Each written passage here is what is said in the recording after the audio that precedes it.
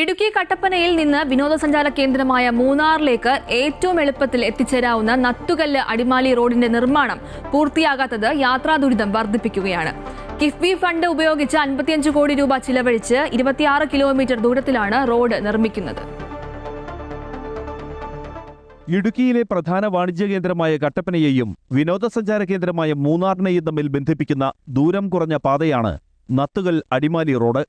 കഴിഞ്ഞ സർക്കാരിന്റെ കാലത്ത് റോഡ് നിർമ്മാണത്തിനായി 56 കോടി രൂപ അനുവദിച്ചു. ഈട്ടിത്തോപ്പ് മുതൽ മേലേച്ചിന്നാർ വരെ കലുങ്ക് നിർമ്മാണം തുടങ്ങിയിട്ട് മാസങ്ങളായി. കനത്ത മഴ മൂലം റോഡ് ചെളിക്കുണ്ടായി മാറി. ബസ്സുകൾ സർവീസ് നിർത്തുന്ന അവസ്ഥയിലാണിപ്പോൾ. ഇപ്പോൾ പണി വന്നു കഴിഞ്ഞാൽ പിന്നെ ഭയങ്കരമായിട്ട് മോശം. വണ്ടി യാത്ര വലിയ പാട്. വണ്ടി വന്ന് സൈഡ് കൊടുക്കാൻ സൗകര്യക്കുറവ്. ഓട ഇതുമായിട്ട് മുഴുവൻ വെള്ളം ഈ ഉള്ള സൈഡ്.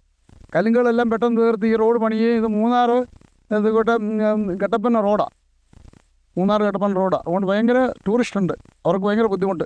മൂന്നാർ കൂടാതെ കാറ്റാടിപ്പാറ വിനോദസഞ്ചാര കേന്ദ്രം, തൂവൽ വെള്ളച്ചാട്ടം, പച്ചടി സ്റ്റേഡിയം എന്നിവിടങ്ങളിലേക്കെല്ലാം എളുപ്പത്തിൽ എത്താവുന്ന റോഡാണിത്. നിർമ്മാണം അനന്തമായി നീളുന്നത് മൂലം പ്രദേശവാസികളുടെ യാത്രാ ദുരിതം വർദ്ധിക്കുകയാണ്. അമൃത ന്യൂസ്, ഇടുക്കി.